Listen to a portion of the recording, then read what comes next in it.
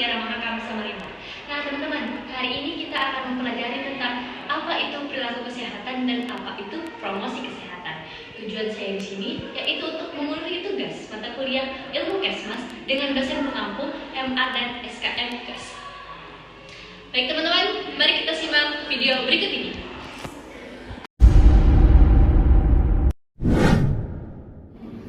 Oke, baik teman-teman. Jadi akan ada beberapa yang saya bahas hari ini, yaitu mengenai perilaku kesehatan dan promosi kesehatan. Outline yang akan kita bahas mengenai pengertian perilaku kesehatan, kemudian ada perubahan perilaku kesehatan, kemudian ada pentingnya perilaku kesehatan dalam hidup, pengertian tekanan dan inflasi, faktor yang mempengaruhi kesehatan, tingkat-tingkat perilaku kesehatan, klasifikasi perilaku yang berhubungan dengan kesehatan, promosi kesehatan, tujuan promosi kesehatan, program promosi kesehatan, dan yang terakhir yaitu konsep promosi kesehatan. Baik, kita lanjut ke pengertian perilaku kesehatan.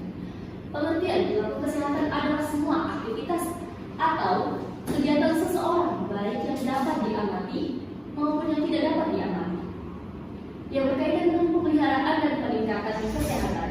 Pemeliharaan kesehatan ini mencangkut dan mencegah atau melindungi diri dari penyakit serta masalah kesehatan lainnya. Menurut teori stimulus organisme respon, berdasarkan teori ini bahwa penyebab terjadinya perubahan perilaku tergantung pada rangsangan yang berkomunikasi dengan sistem organisme. Misalnya, kualitas seseorang, sumber informasi, petugas kesehatan, sebagai kredibilitas, kepemimpinan, gaya bicara sangat menentukan keberhasilan perubahan perilaku seseorang, kelompok, ataupun masyarakat. Menurut teori Lewin, 1970 berpendapat bahwa perilaku manusia adalah suatu kegiatan yang seimbang antara kekuatan-kekuatan pendorong, kekuatan penahan. Teori Dissens-Festinger, perilaku seseorang pada saat tertentu karena adanya keseimbangan antara sebab atau alasan atau akibat dan keputusan yang diambil. Apabila terjadi stimulus dari luar yang lebih kuat, maka dalam diri orang tersebut akan terjadi ketidakseimbangan. Kalau akhirnya stimulus tersebut direspon positif, maka berarti terjadi perilaku baru atau hasil perubahan. Akhirnya kembali terjadi ketidakseimbangan lagi. Dan terakhir ada teori fungsi Katz. Perubahan perilaku terjadi karena adanya kebutuhan. Oleh sebab itu, stimulus atau objek perilaku harus sesuai dengan kebutuhan orang. Perubahan perilaku dalam kesehatan. Perubahan perilaku merupakan sebuah respon atau reaksi seseorang terhadap stimulus atau rangsangan dari luar. Contoh seperti ibu yang belum mau menyusui eksklusif kepada bayinya karena kekuatan pendorong berupa manfaat memberikan ASI eksklusif dan kekuatan penahan ibu bahwa menyusui eksklusif akan merusak bentuk badan. Melalui pilihan dengan peningkatan keyakinan, kekuatan pendorong akhirnya si ibu ini mau memberikan ASI eksklusif kepada sang bayi. Pentingnya perilaku kesehatan dalam hidup kita. Yang pertama ada pencegahan penyakit. Nah, dengan mencegah perilaku kesehatan, kita dapat mencegah berbagai penyakit dan mengurangi risiko komplikasi yang mungkin terjadi. Kemudian yang kedua ada kualitas yang lebih baik. Dengan gaya hidup yang sehat, kita dapat merasa lebih baik secara fisik dan mental, serta memiliki energi yang cukup untuk menjalankan aktivitas kita sehari-hari. Dan yang ketiga ada pengaruh positif pada orang lain. Perilaku kesehatan yang baik menjadi inspirasi bagi orang lain, mendorong mereka untuk mengadopsi kebiasaan yang baik. Contoh perilaku kesehatan yang baik itu ada pola makan yang sehat, olahraga yang rutin, dan ada manajemen stres. Olahraga yang sehat, perilaku pola makan sehat, mengonsumsi beragam makanan bergizi dan seimbang untuk menjaga gizi tubuh. Kemudian olahraga rutin, melakukan aktivitas fisik teratur dan menjaga kebugaran dan kesehatan jantung kita. Manajemen stres menggunakan teknik-teknik seperti mediasi atau yoga untuk mengurangi tingkat stres dan meningkatkan kesehatan mental. Ada banyak cara yang bisa kita lakukan, yaitu dengan tidak merokok, batasi konsumsi gula dan lemak berlebih, rajin aktivitas fisik seperti olahraga rutin, rajin konsumsi buah dan sayur, dan cek kesehatan secara teratur. Nah, pengertian tekanan dan edukasi. Tekanan yaitu upaya agar masyarakat merubah perilaku atau mengadopsi perilaku kesehatan dengan cara-cara tekanan, paksaan, atau koersi. Tekanan ini bisa kita gunakan dengan cara membuat sebuah peraturan. Kemudian ada edukasi.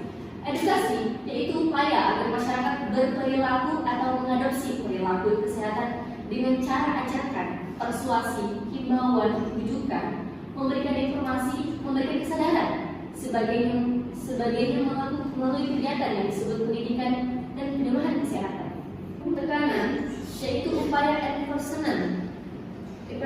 Upaya enforcement ini bisa dalam bentuk undang-undang atau peraturan-peraturan interupsi, tekanan, sanksi, dan sebagainya. Pendekatan atau cara ini biasanya akan berdampak terhadap perubahan perilaku yang lebih cepat.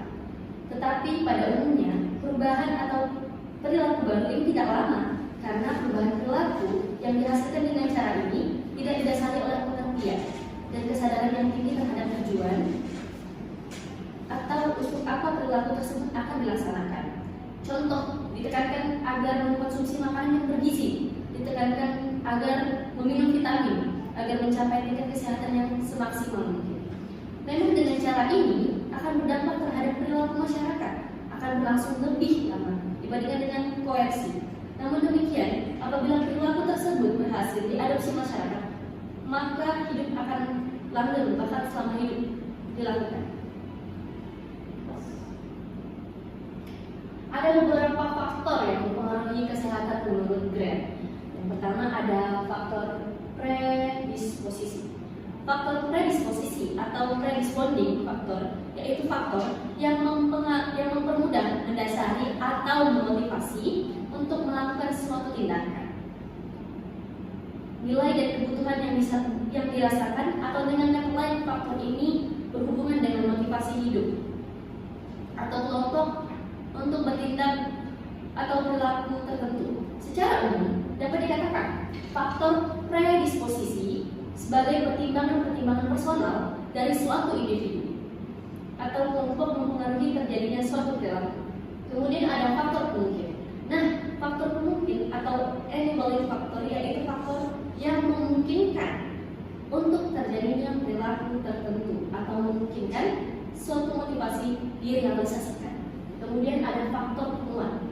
Faktor penguat atau reinforcing yaitu faktor yang memperkuat atas terjadinya suatu perilaku tertentu. Faktor penguat merupakan konsekuensi dari tindakan yang menentukan umpan balik positif dan akan mendapatkan dukungan sosial. Faktor penguat meliputi pendapat, dukungan sosial, pengaruh, kritik baik dari teman-teman, sekerja atau lingkungan, bahkan juga saran dan umpan balik dari petugas kesehatan. Nah, ini ada beberapa contoh faktor.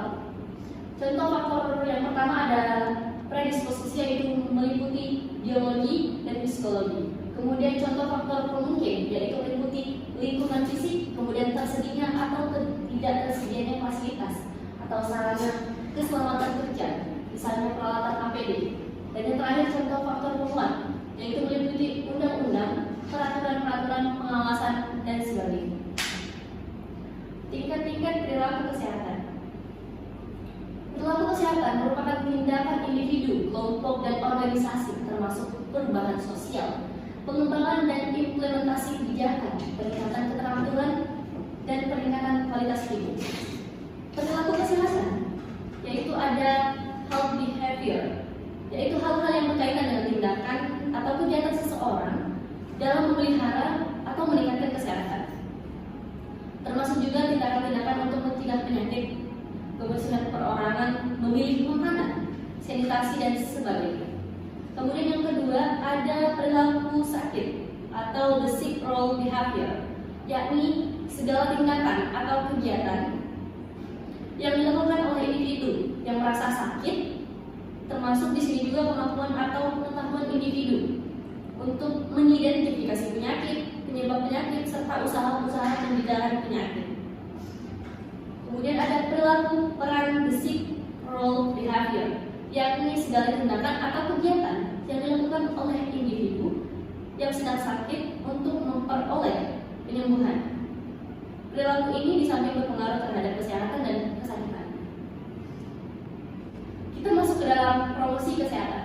Nah, promosi kesehatan adalah ilmu dan seni yang membantu masyarakat menjadikan gaya hidup sehat dan optimal. Kesehatan yang optimal didefinisikan sebagai keseimbangan kesehatan fisik, emosi, sosial, spiritual, dan intelektual. Visi dari promosi kesehatan yaitu tumbuhnya gerakan hidup sehat di masyarakat yang didasari kesadaran untuk berperilaku hidup bersih dan sehat, serta kepedulian berperan aktif dalam upaya kesehatan menuju terwujudnya Kabupaten Provinsi Indonesia Sehat, yang berbunyi meningkatkannya kemampuan masyarakat untuk memelihara dan meningkatkan kesehatannya. Kemudian misi dari promosi kesehatannya itu memampukan atau enable mendorong tumbuhnya masyarakat Indonesia baru yang berbudaya hidup bersih dan sehat, serta berperan aktif dalam kesehatan masyarakat. Kemudian menjembatani, yaitu media sosialisasi program promosi kesehatan kepada masyarakat luas. Kemudian mengadvokasi, yaitu advokat. Melalui advokasi kebijakan publik untuk yang berdampak positif pada kesehatan. Tujuan promosi kesehatan. Tujuan promosi kesehatan adalah memberikan informasi bagi masyarakat terkait segala hal bertujuan pada peningkatan kualitas kesehatan, baik itu kesehatan individu maupun masyarakat. Selain itu, untuk memicu masyarakat mengenai program yang direncanakan pemerintah. Program promosi kesehatan itu meliputi Germas atau Gerakan Masyarakat Hidup Sehat, kemudian ada SBH, Saka Bakti Husada, kemudian ada PHBS. PHBS itu perilaku hidup sehat bersih dan postur. Beberapa program promosi kesehatan yang terjadi pada dunia. Ada deklarasi Alma-Ata atau Declaration of Alma-Ata yang dilakukan pada tanggal 6 sampai 12 September pada tahun 1970. Kemudian ada Piagam Ottawa atau Ottawa Charter yang dilakukan di Jepang pada tanggal 21 November 1986. Kemudian ada rekomendasi Adelaide atau Adelaide Recommendation yang dilakukan pada tanggal 5 sampai 9 April 1988. Kemudian ada Konferensi Internasional Promosi Kesehatan 3 di Salisbury, Serbia pada tanggal 9 sampai 15 Juni 1991. Kemudian ada Deklarasi Jakarta yang dilakukan di Jakarta atau di Jakarta Declaration pada tanggal 21 sampai 25 Juni 1997. Kemudian ada Piagam Bangkok, yaitu Bangkok Charter yang dilakukan pada tanggal 11 Agustus tahun 2005.